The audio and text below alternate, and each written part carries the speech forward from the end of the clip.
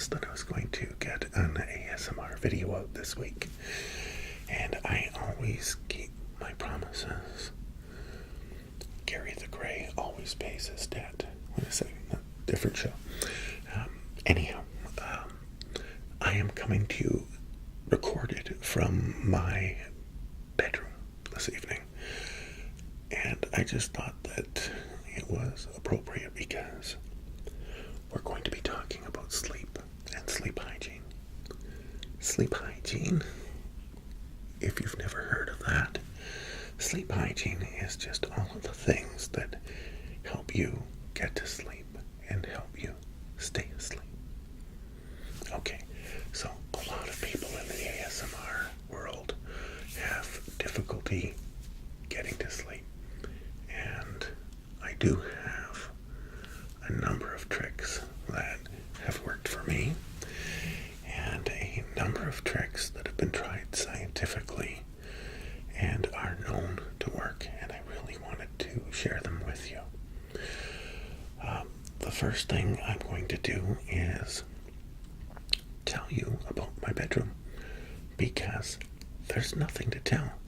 This room is a blank canvas.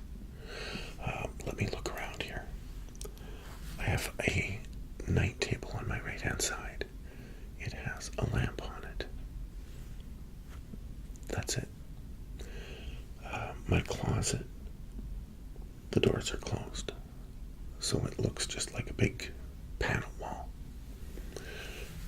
My dresser, which is actually behind you, is closed. All of the drawers are shut, and there's nothing on top of the dresser except my computer right now because I'm recording this. But all of that disappears, and I keep the entire room absolutely blank.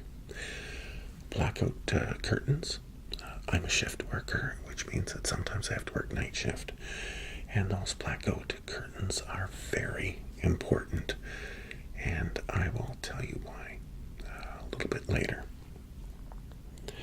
The reason why I keep my room blank and as empty as possible, and I know that's hard for a lot of people who record ASMR, especially since so many of you actually record it from the bedroom, or have a closet full of props or whatever.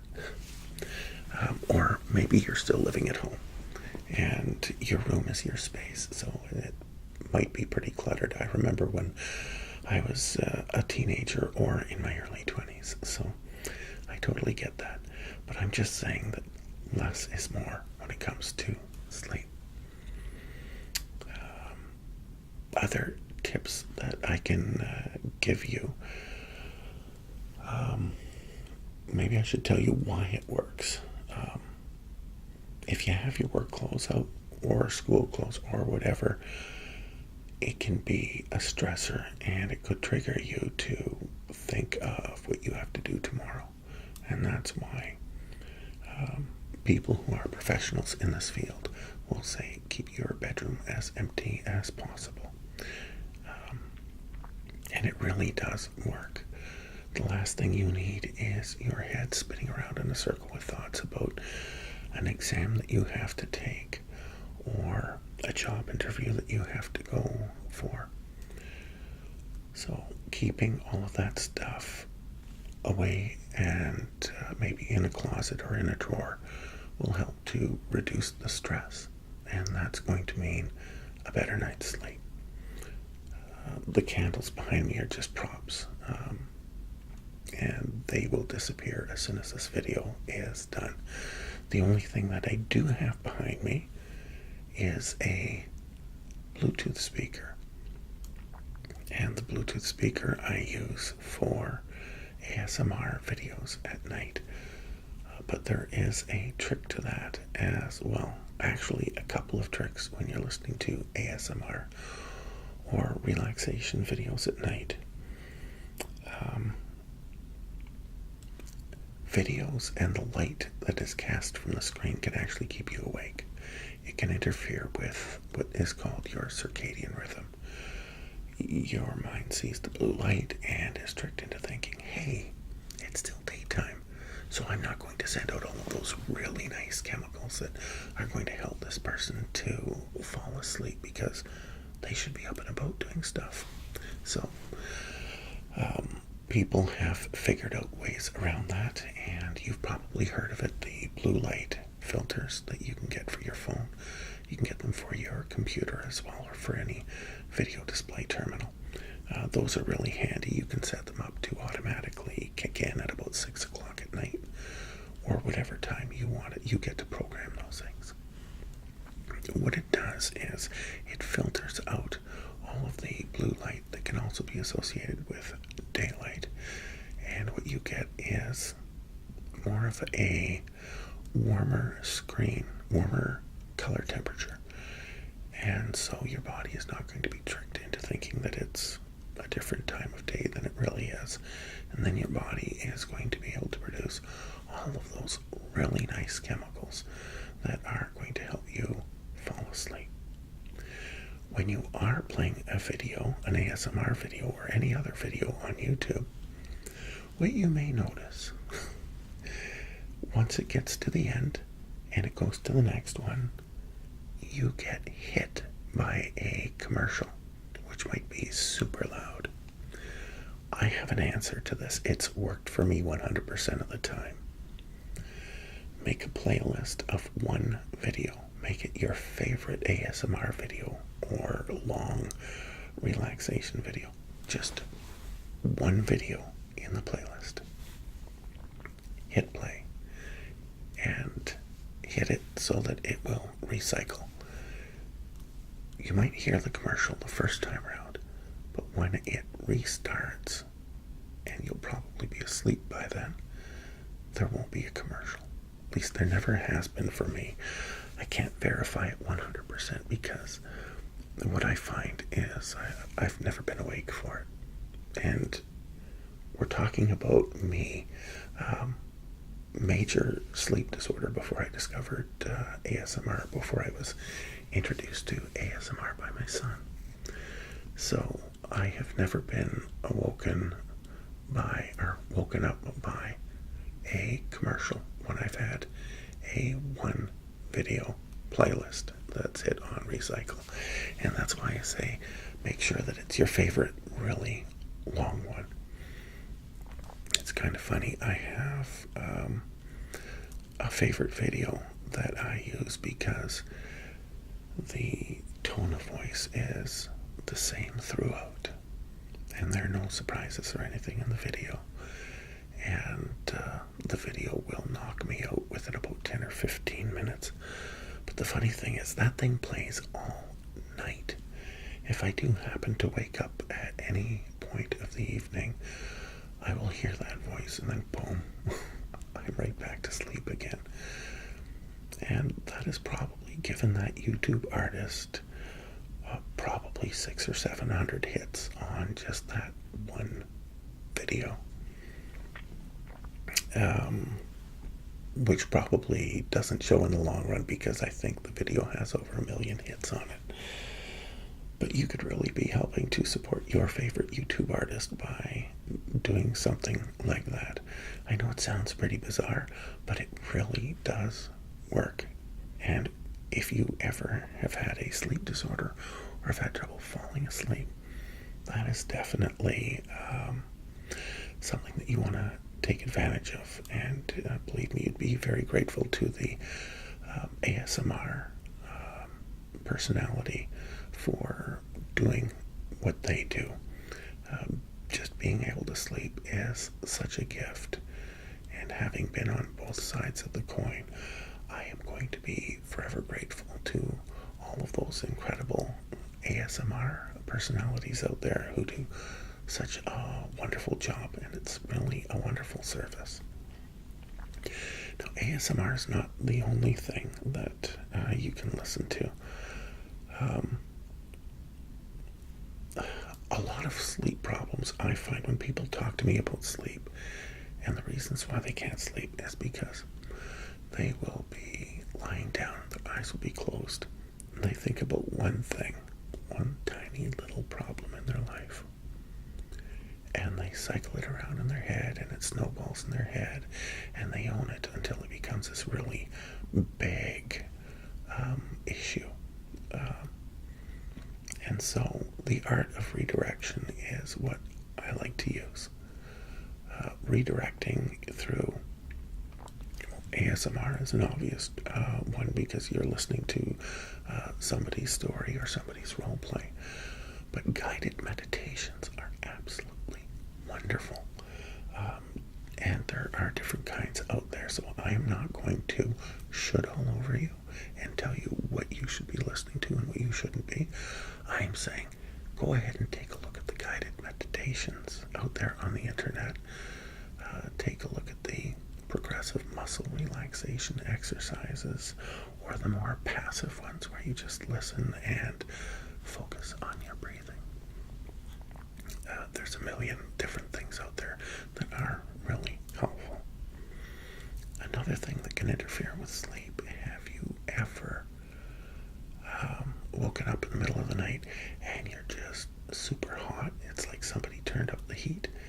I find that the body temperature rises when you are asleep, and if your room is warm to begin with, you might wind up with a very uncomfortable rest throughout the evening. So keeping the temperature cool in your bedroom is also a good way to get a better sleep. Watch what you eat and when you eat it. We associate sleep disorders with I can't get to sleep.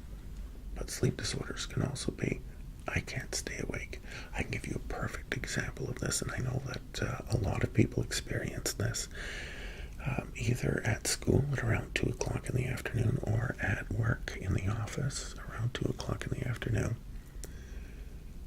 We just crash, and we have trouble keeping our eyes open. It can very well be associated with diet and what you had for lunch. Take a look at what you're eating for lunch. If you're eating French fries, greasy foods, or really large meals with all sorts of carbs in it, that can lead to what a lot of people in my field affectionately call the carb crash. So watch what you eat at lunch. Try for some healthy choices and make your meal a reasonable size. Don't go all out at lunch. I know it can be tempting to do so.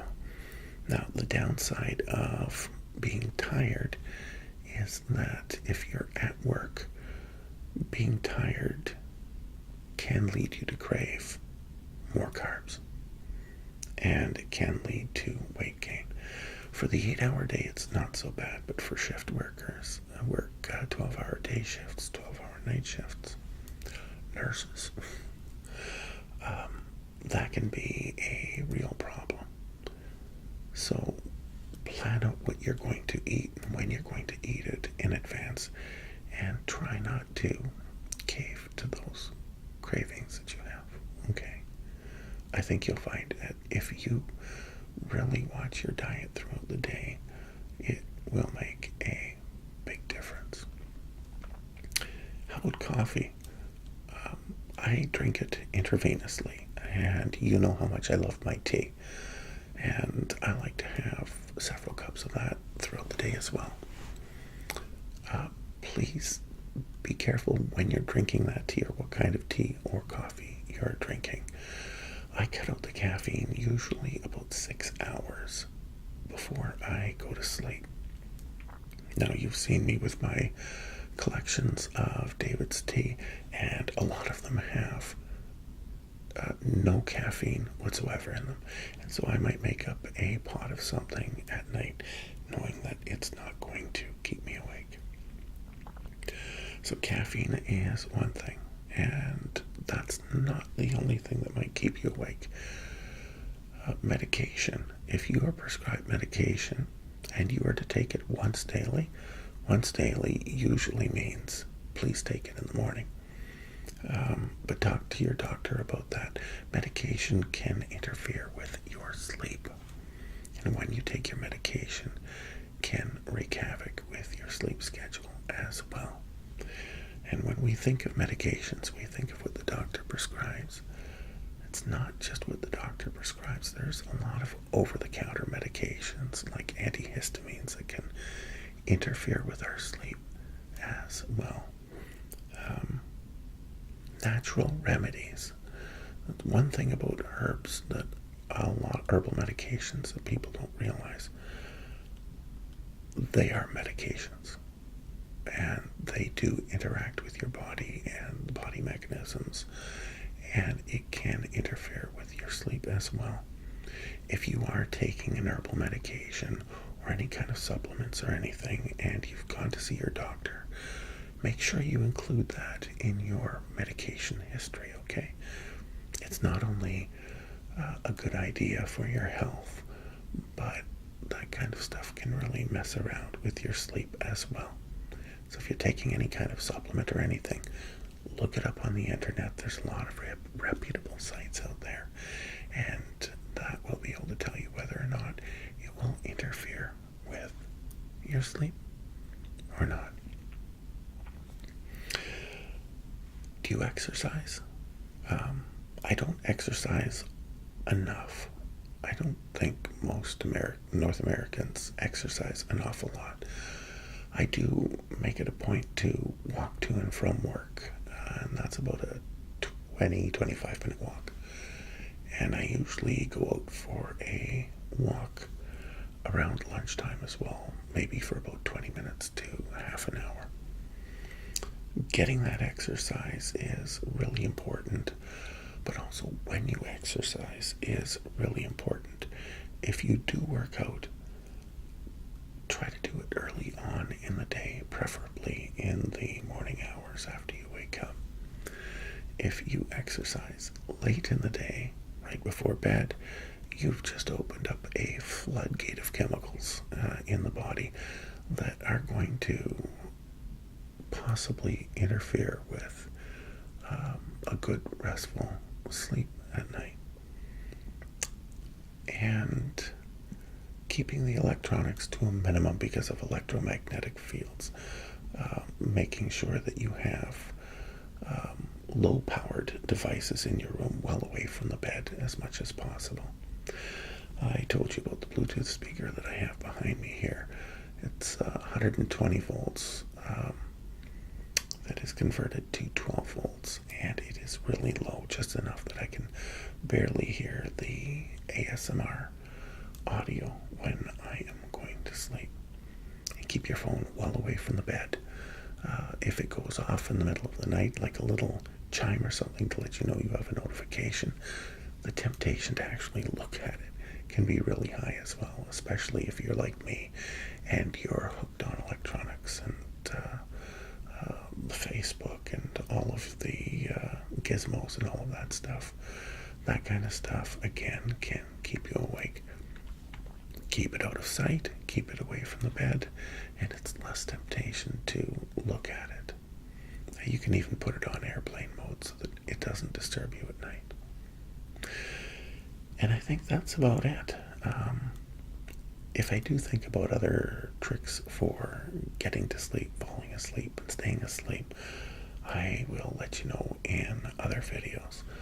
Maybe you can share with us what you do to get to sleep at night.